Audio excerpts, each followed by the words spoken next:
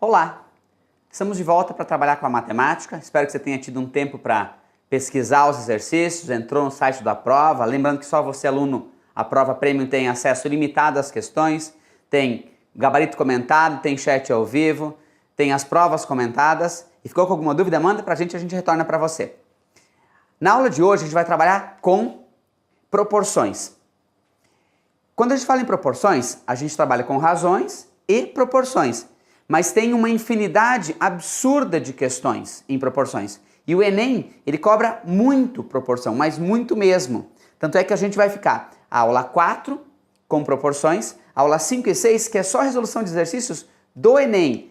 Tem um ou outro exercício que não é do Enem, você vai perceber lá que são exercícios diretos. Mas a imensa maioria dos exercícios, na prova do Enem, dá para resolver por regra de 3, que é uma proporção. Então, ou regra de 3 simples, eventualmente uma regra de 3 composta, mas normalmente por regra de 3, tá ok? Então vamos dar uma olhadinha? Olha o que a gente tem aí. Proporção. Nada mais é que a igualdade entre razões. Vamos lembrar da aula de ontem? O que é uma razão da aula de ontem? O que é uma razão? Razão é uma divisão entre A e B. Então, se eu tenho lá, por exemplo, 3 sobre 4 é igual a 6 sobre 8. Eu posso falar que isso aqui é uma proporção. Por que é uma proporção? Porque é uma igualdade entre duas o quê? Razões. E vale uma propriedadezinha bem bacana nas proporções, que é o produto dos meios é igual ao produto dos extremos. Quer dizer, se você multiplicar cruzado, 3 vezes 8 é igual a 4 vezes 6, ou seja, 24 é igual a 24. Isso quer dizer o quê? Se a gente colocar com letrinhas, A está para B, assim como C está para D. Isso aqui quer dizer o quê? Quer dizer que A vezes D é igual a B vezes C. Ou A está para B, assim como C está para D. Sim? Isso aqui é o conceito de proporção. Uma igualdade entre duas razões e que você pode multiplicar o quê? Cruzado. Tudo bem? Feito? Ótimo. Então, muitas questões vão aparecer com proporção. Tem 2 exemplozinhos para você fazer. X está para 5, assim como 21 está para 35. Vai dar x vezes 35 é igual a 5 vezes 21. Só fazer a continha, né? 10 vezes x é igual a 7 vezes 50. E daí encontra quem? Encontra o x. Sim? Então aqui tem 2 proporções. Uma proporção que aparece bastante, na verdade é uma razão, mas que entra como proporção, é a chamada porcentagem. Porcentagem. O que quer dizer porcentagem? Porcentagem é por 100. Então é uma razão em que o denominador é quanto? É 100. Então vamos imaginar o seguinte, ó. Porcentagem. Porcentagem é por 100. Então é uma fração em que o denominador sempre vai ser quanto? Sempre vai ser 100. Então se eu tenho lá 8 sobre 100, eu posso escrever isso aqui como sendo 8%. 10 sobre 100, eu posso escrever isso aqui como sendo 10%. Opa, vamos colocar aqui. 10%. Lógico, dá para escrever assim, 0,08. Isso aqui a gente chama de número decimal. Isso aqui a gente chama de número, uma fração centesimal. E aqui a gente está falando da porcentagem. Tá ok? Tudo bem? Regra de 3, ou grandezas antes lá. Grandezas direta e grandezas inversamente proporcionais. Tá ali um macetinho. Usar as setas. O que quer dizer usar as setas? Vamos pensar aqui comigo. Se eu tenho uma caixa de bombom e ela custa R$5, 2 caixas de bombom, você vai pagar quanto? R$10. 3 você vai pagar quanto? R$15. Quer dizer, essas grandezas, dinheiro e caixa de bombom, são diretamente proporcionais. Quando é que eu vejo que elas são diretamente proporcionais? Se eu aumento uma e aumento a outra, elas estão na mesma direção. Se eu diminuo uma, diminuo a outra, elas estão na mesma direção. Isso é característica de grandezas diretamente proporcionais. Aumentei uma, aumentou outra. Diminuí uma, diminuiu na mesma proporção a outra. Grandezas diretamente proporcionais, quando as duas estão em mesmo sentido. Se eu aumento uma e a outra reduz, se eu reduzo uma e a outra aumenta, Grandezas inversamente proporcionais. Exemplos de grandezas inversamente proporcionais. Velocidade e tempo. Você vai de uma cidade A até uma cidade B em 2 horas, a uma velocidade constante. Se você dobrar a velocidade, você vai reduzir o tempo. Então a velocidade e o tempo são grandezas o quê? Inversamente proporcionais. Sim? Você vai construir uma casa. Se você usar 4 funcionários para construir essa casa, você leva 1 mês.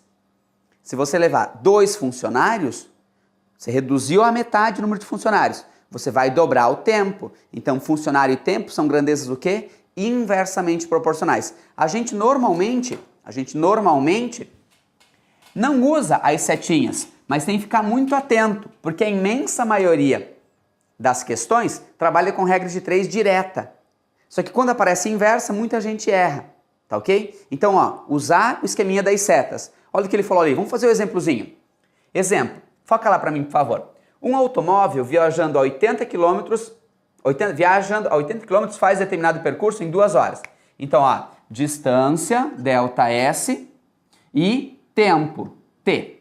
Ele faz 80 km em quanto tempo? Em 2 horas. Se a viagem fosse realizada a velocidade de 120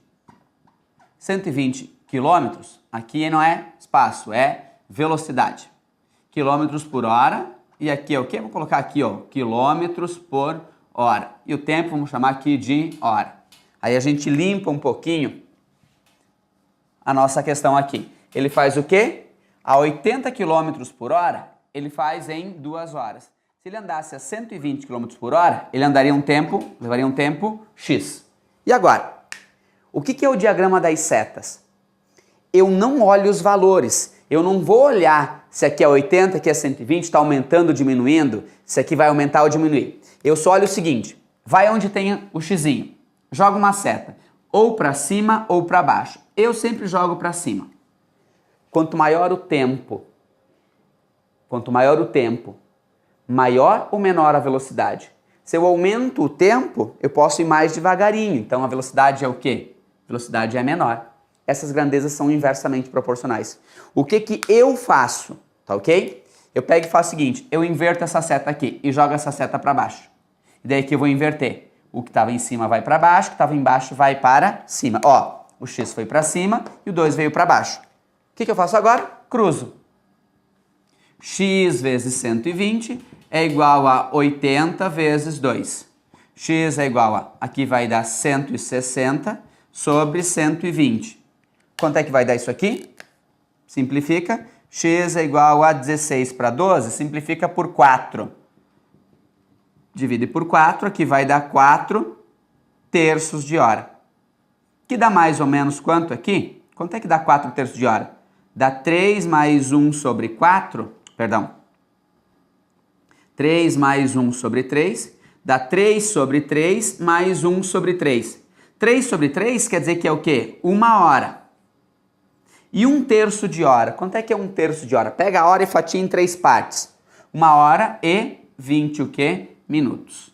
Quer dizer, você vai fazer o trajeto em 1 hora e 20. Percebeu a diferença entre grandezas? Aqui, ó, isso aqui eram grandezas inversamente proporcionais. Tá ok? A gente vai trabalhar com bastante diretamente proporcional. Fizemos na aula passada algumas já com diretamente proporcional, mas a inversamente proporcional resolve assim. Tem muitos exercícios na prova do Enem que são assim resolvidos. Tá ok? Então vamos lá? Regra de 3 composta. Foca para mim lá, por favor. Qual que é a diferença da regra de 3 composta? Na composta, ao invés de eu trabalhar com 2 setas, eu trabalho com 3 ou mais setas. Por isso chama composta. Tá ok? Então, na regra de 3 composta, eu vou trabalhar com 3 ou mais setas. E como é que resolve daí? Vamos dar uma olhadinha no exercício? Olha o que ele fala ali. Vamos pegar o exercíciozinho lá e a gente resolve aqui. São homens, são 20 homens, trabalhando durante quantos dias? 15 dias, constrói 500 metros de muro. Quantos homens, X homens, trabalhando por 30 dias, vão construir 1.000 metros de muro. Então, qual que é a diferença da regra de 3 simples para a regra de 3 composta? Na regra de 3 composta, eu tenho mais de 2 colunas. Eu continuo com uma variável só, um xzinho. Mas eu tenho o quê? Variável homem, variável dia, variável metros. Como é que a gente fez na questão anterior? Eu vou onde tem o xzinho e jogo uma seta, ou para cima ou para baixo. Eu vou jogar para cima. Quanto mais homens eu tiver, eu preciso de mais dias para fazer o serviço ou menos dias? Menos dias. Quanto mais homens eu tiver, com a mesma quantidade de dias, eu consigo mais metros ou menos metros? Mais metros. Então olha o que eu tenho. Seta para cima ou para baixo, seta para cima. O que eu vou fazer aqui? Eu vou ter que inverter essa aqui. Então, ó, invertendo aqui, vamos jogar essa seta para onde? Para cima. Só que eu tenho que inverter aqui também. Então aqui vai ficar 30 e aqui vai ficar 15. Olha o que aconteceu. O 30 estava embaixo, foi para cima. O 15 está em cima, veio para baixo. Então vai ficar quanto agora? 20 está para x e o resto vai ficar o quê? 30 sobre 15 vezes 500 sobre 1.000. Você isola o que você quer. 20 sobre x. E o resto você multiplica tudo. Tá ok? Como é que fica isso agora? Vamos simplificar o que for possível. 1 0 com 1 0, 1 0 com 1 0. Fica 20 sobre x é igual a 30 sobre 15. Se eu dividir 30 por 15 vai dar 2. 5 e 10. 5 sobre 10 vai dar 1 sobre 2. Quanto é que é 2 vezes meio? Faz a continha para mim. Vai ficar 20 sobre x. 2 vezes 1 dá 2. Sobre 2 vai dar 1. Então aqui é só multiplicar, né? Vai dar x igual a 20. 20 o quê? 20 homens. Quer dizer, com os mesmos 20 homens, eu consigo, dobrando o tempo, dobrar a quantidade de metros produzidos. Tudo bem? Isso é regra de 3 composta, tá ok? Nos exercícios vai aparecer uma proporção, vai aparecer para relacionar as grandezas, vai aparecer para dividir em partes diretamente ou inversamente proporcionais, tá ok? E a gente vai comentar daí nos exercícios. Vamos lá para a nossa teoria? Pega o seu materialzinho e vamos lá. Aqui, aula 4. A resistência das vigas de dado comprimento é diretamente proporcional à largura B ao quadrado da altura, conforme a figura. A constante de proporcionalidade, K, varia de acordo com o material. Sim? Aí ele pergunta o seguinte: considerando essa resistência, a representação algébrica que exprime essa relação é dada por... A informação está no texto, tá ok? Ele fala o seguinte: a resistência S, ela é o quê? Olha o que ele fala aqui. Foca para cá para mim, por favor. Ela é diretamente proporcional à largura. Então, destaque-se diretamente proporcional aqui. E ao quadrado da altura. Quando fala diretamente proporcional, é multiplicação. Quando fala inversamente proporcional, é divisão. Guarda isso. Diretamente proporcional é multiplicação, inversamente proporcional é divisão. Então, olha o que eu tenho. Se ela é diretamente proporcional à largura, S vai ser o B que multiplica a altura ao quadrado da altura. Então, é D ao quadrado. E também proporcional a quem? A um fator K. Esse K depende do material, esse B é a largura e esse D é a altura. Então o S vai ser o quê? K que multiplica B, que multiplica D elevado ao quadrado. Se ele falasse que é inversamente proporcional à distância, eu faria o quê? Dividido por D elevado ao quadrado. Falou diretamente é multiplicação, falou inversamente é divisão. Tá ok? Tudo bem? Então que resposta que dá isso aí? Dá a resposta a letra C de casa, não é isso? BD ao quadrado. Tudo bem? Exercício 2. Lembrando, pessoal, esses exercícios são todos exercícios do Enem. Todos. Tá ok? Quando aparecer um exercício que não é do Enem, eu comento com você. Olha o que ele fala aí. Uma empresa de telefonia fixa oferece 2 planos aos seus clientes. O plano K O cliente paga R$ 29,90 por 200 minutos mensais e mais 20 centavos para cada minuto excedente. Então, vamos escrever aqui. O plano K, ele paga quanto? R$ 29,90 mais quanto? 20 centavos, 0,20 para cada o quê? Minuto. Chamar minuto de M. E nesse plano K eu tenho direito a quanto? A 200 minutos. E tem um plano Q? Z. No plano Z, você paga quanto? R$ 49,90 mais quanto? 10 centavos para cada minuto. Sim? E você ganha quantos minutos? Os primeiros 300 minutos são o quê? Livres.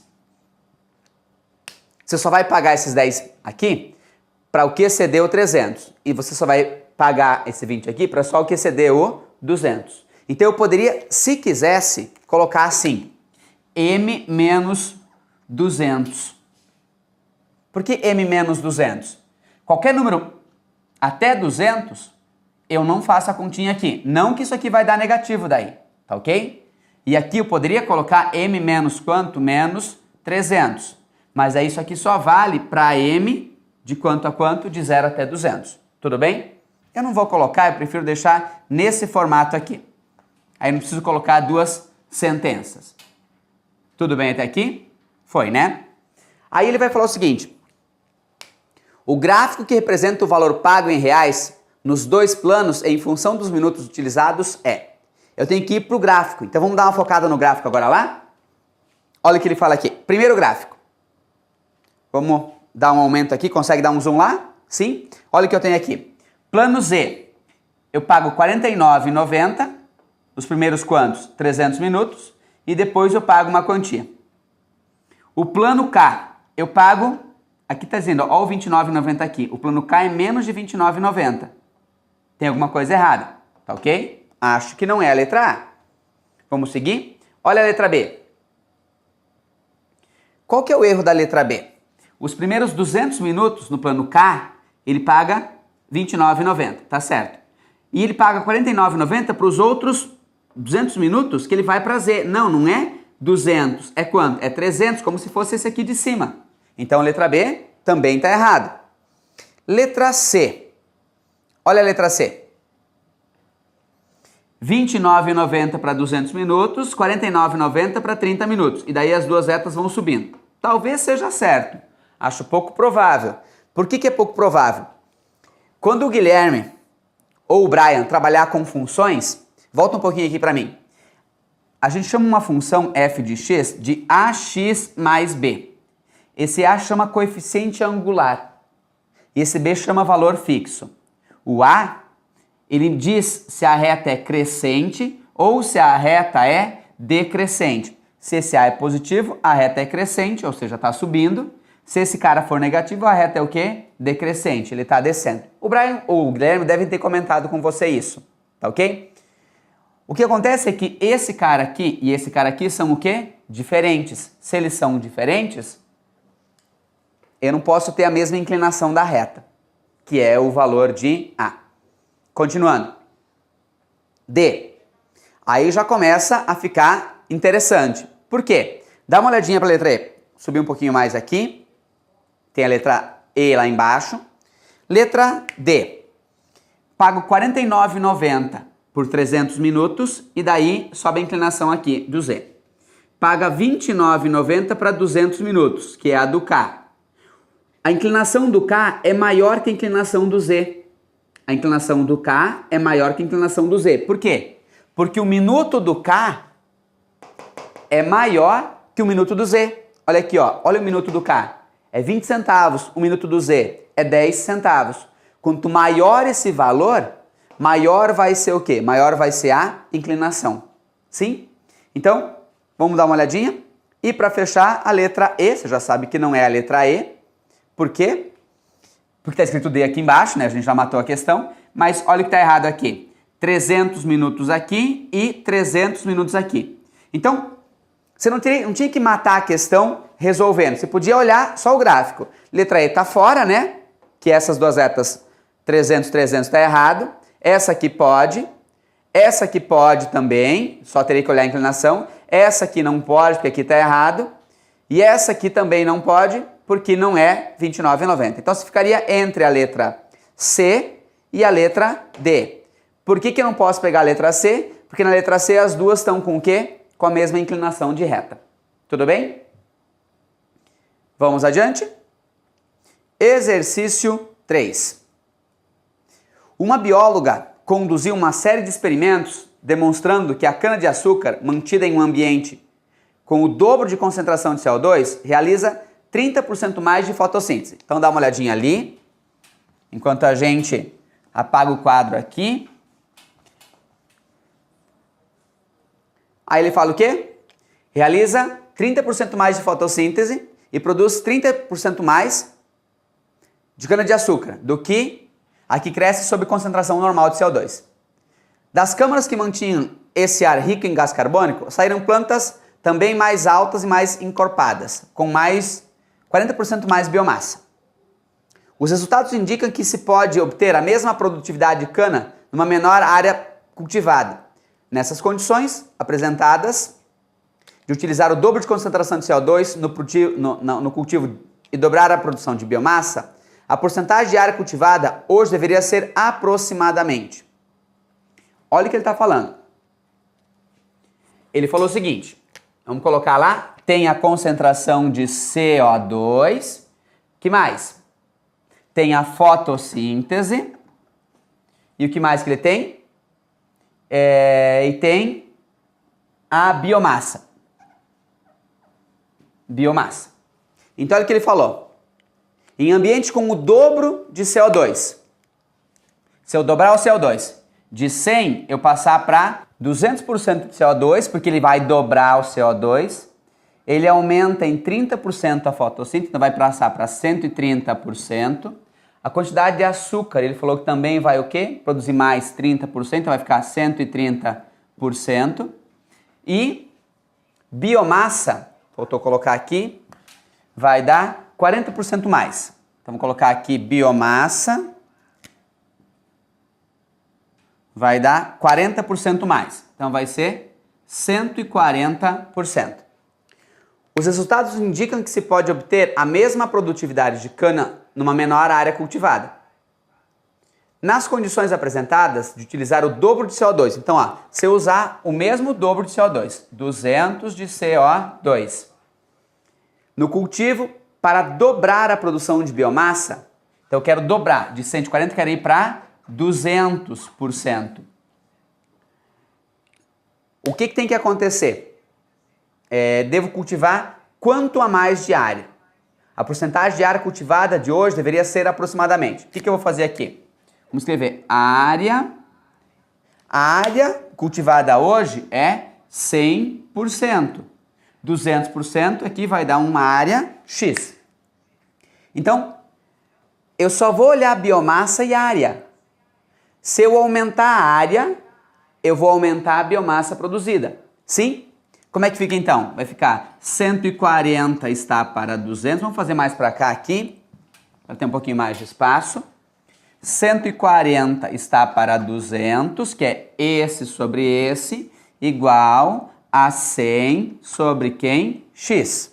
O que vai dar aqui? Vamos simplificar. 1 zero com 1 zero. 14 para 20 dá para dividir por 2. Dá 7 e dá 10. Então vai ficar o quê? 7 vezes x, 7x é igual a 10 vezes 100, que vai dar 1000. X é igual a 1000 dividido por 7. Quando você fizer essa divisão, aqui no cantinho, 1000 dividido por 7 dá por 1, dá 7 para 10 dá 3, baixa o 0, dá 30, dá por 4 vezes 7, 28, sobra 2, 20, dá por 2 vezes 7, 14, vírgula, 14 para 20 vai sobrar 6, dá para colocar um 60 aqui, já que eu coloquei a vírgula, dá por 8. Então deu aproximadamente quanto? 142,8%. Ele pediu para você arredondar. Arredondando, ou aproximadamente, você vai ter quanto? 140%, ou seja, eu tenho que aumentar em 40% a minha área, para dobrar, logicamente, a produtividade. Outra questão teórica que envolve um pouco de física, envolve um pouco de química. Dá uma focada lá, pega o materialzinho, verifica a questão, é uma questão do Enem, da mesma forma que as anteriores, e ele fala o seguinte: existem chuveiros no mercado elétricos de diferentes potências, que representam consumos de diversos patamares. A potência de um chuveiro é dada pelo produto da sua resistência e o quadrado da corrente elétrica. Então vamos focar aqui. Pega a sua caneta aqui e destaca: a potência é o produto, multiplicação, da resistência pelo quadrado da corrente elétrica, que por ele circula. O consumo de energia elétrica, por sua vez, é diretamente proporcional à potência do aparelho. Então, ó, o que isso quer dizer? Vem pra cá. A potência, ela é o quê? Diretamente proporcional a quem? O que ele falou lá? Ao produto de quem? Da resistência pela intensidade da corrente elevada ao quadrado. Então, a potência é isso aqui. Produto, ou diretamente proporcional, lembra que é multiplicação, resistência pela intensidade da corrente elétrica. E ele falou o seguinte: o E, que é o consumo de energia, é diretamente proporcional à potência. Quanto maior a potência, maior o consumo. Considerando as características apresentadas, qual dos gráficos a seguir representa a relação entre energia do chuveiro e corrente elétrica? Pessoal, olha o que eu tenho aqui. Se a potência é R² e se eu aumentar a potência, eu aumento a energia, logicamente eu posso falar que a energia é um K que multiplica R². Por que KR²? Esse K é uma constante qualquer. Eu só quero que você entenda o seguinte: se eu aumentar a potência, eu vou aumentar a energia consumida. E o que acontece para que eu aumente a potência? Se eu aumento a intensidade, aumenta a potência. Então vamos olhar para os gráficos, tá ok? Para a gente verificar. Primeiro, olha o item A.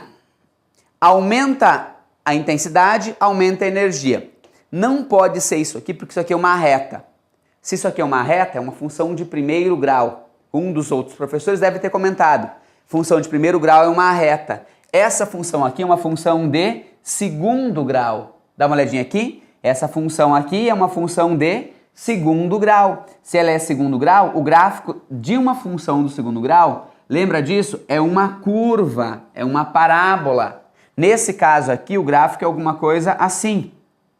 Tem que subir inclinado, porque é a função do segundo grau. Segundo, olha a letra B aqui, vamos focar. Por que não é a letra B?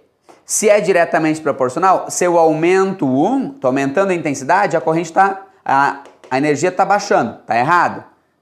Letra C está dizendo que é constante, nada a ver. Letra D é a nossa resposta correta. Ela aumenta o quê? Como se fosse uma função quadrática, tá ok? É a resposta é letra D, letra E não pode ser. Para a gente fechar, exercício 5. Olha o que ele fala. Um laboratório realiza exames, dá uma focada lá enquanto eu preparo o quadro aqui.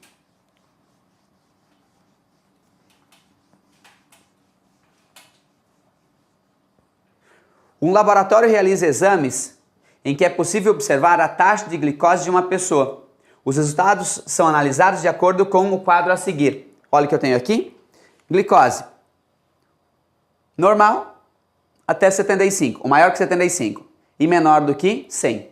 Pré-diabetes, de 100 a 125. Diabetes mellito, de 125 a 250.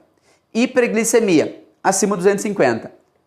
E hipoglicemia, abaixo de quanto? De 70. São as taxas. Aí olha o que ele fala aí. Isso é importante. Um paciente fez um exame de glicose nesse laboratório e comprovou que estava com hiperglicemia. Sua taxa era 300 mg por decilitro. 300 mg, ele está aqui, acima de 250. Aí vamos lá. Seu médico prescreveu um tratamento em 2 etapas. Na primeira, ele conseguiu reduzir sua taxa em 30%. E na segunda, em 10%. Ao calcular sua taxa de glicose após as 2 reduções, o paciente verificou que estava na categoria D. Então vamos lá, rapidinho aqui. Ela estava com 300. 300 era a taxa inteira, que era 100%. Se ele baixou em 30%, então ela baixou para 70%. Equivale a X, vamos chamar de X1. Por que 70% aqui? Porque ela era 100% e ele tirou 30%. Ela ficou em 70% do que era. Sim? Então o que vai dar isso aqui? Vai dar, vamos fazer a continha, cruza aqui, é uma regra de 3 direta, né? Vai dar x1 que multiplica 100 é igual a 70 que multiplica 300. x1 é igual a 7 vezes 300, ou 70, 300, sobre 100. Vamos dividir por 100 aqui, dá para cortar 2 zeros, vai dar quanto? 210. Essa aqui é a taxa. Depois da primeira redução. O que eu faço? 210 é 100%, 90% equivale a quanto? Equivale a X. Por que 90% agora? Porque depois disso ele perdeu mais 10%, mas não é 10% do 300, é 10% do 210. Então sobrou 90%. Continha de novo. X2, né? X2 que multiplica 100 é igual a fazer direto aqui. 9 vezes 1, 9. 9 vezes 2, 18, com 2 zeros. X2 vai ser 18900 sobre 100. Simplifica 2 zeros. X2 igual a 189. Volta na tabelinha e me diga qual que é a taxa 189. 189, ela é o quê? Diabetes mellitus. Letra D. Tá ok? Espero que você tenha gostado. As nossas próximas 2 aulas, aula 5 e aula 6, são só aulas de proporções, tá ok? Vai ter mais regra de 3 composta. Por que a gente vai focar bastante nisso? Porque aparece muito, pessoal. Aparece muito. Tem que ficar muito atento a isso, tá ok? Um abraço e até a próxima.